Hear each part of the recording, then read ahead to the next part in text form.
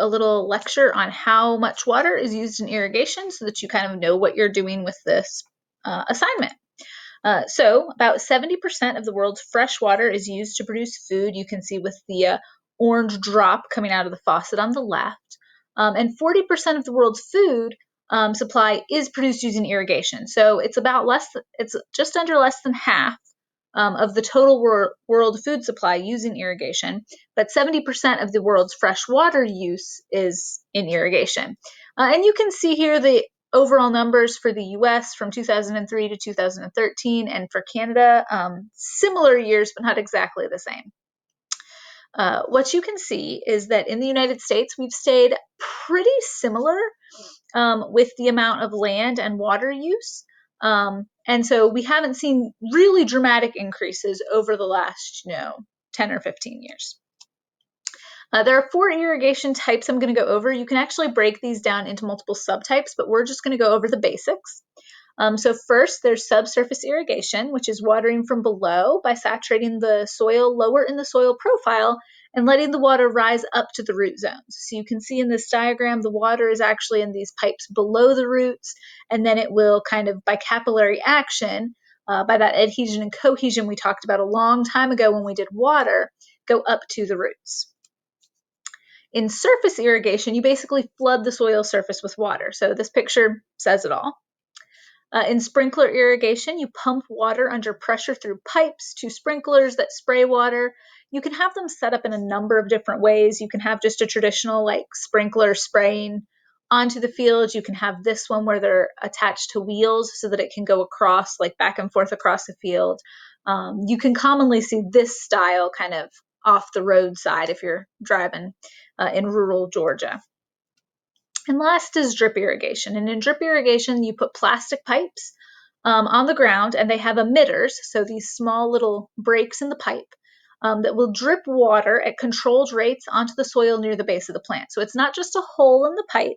It's a little more complicated than that, but you basically have these pipes with these holes that are called emitters that will drip water on the soil near the base of the plant, allowing for that plant to take up the water over time. All right, so there's a couple other ways we can reduce water use. Number one, we can monitor the needs of the plants for water, so we can see how much water they're using. We can also do conservation tillage, which we went over when we did agriculture, and this will reduce water runoff because you're reducing erosion and you're making it so that there's less area for that water to just run off. And then we can recycle water, which I'm not going to describe too much further, because that's one of the topics someone will be researching. The same thing goes for conservation tillage. You guys will find out a lot more information about that.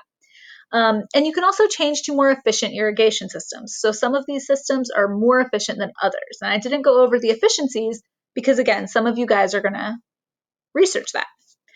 So here you can see that water usage varies by country. And I wanted you to see this because based on what each country does in those kind of ways we can reduce water usage, we can actually really dramatically change what percent of the fresh water used in the country is used for agriculture. You can see in the US, we only use about 41% of our water for agriculture and 46% for industrial, whereas India uses 86% for agriculture. So our worldwide average is about 70%. And as you can see, countries that are more rural will have more water usage. Also countries that are drier. So you'll notice the United Kingdom only uses 3% for agriculture. That's just because it's a pretty wet country in the areas where they're growing food. All right, so next step, research one of the following 4 options. These are going to be assigned in class, or you will see some text on the PowerSchool page for the students not in class. You will write out the key details, draw diagrams on a poster, or make a presentation on the topic. And then you will present either in class or you will make a video of your presentation. You can make a video of PowerPoint using the recorded audio in PowerPoint and just export it to a video file. Or you can use Screencastify, which is an extension for Chrome, to record yourself presenting either a Google Slides presentation or a PowerPoint presentation. So you've got lots of options there. And you will upload those to PowerSchool if you need to, or of course, if you're presenting in class, you will present in class.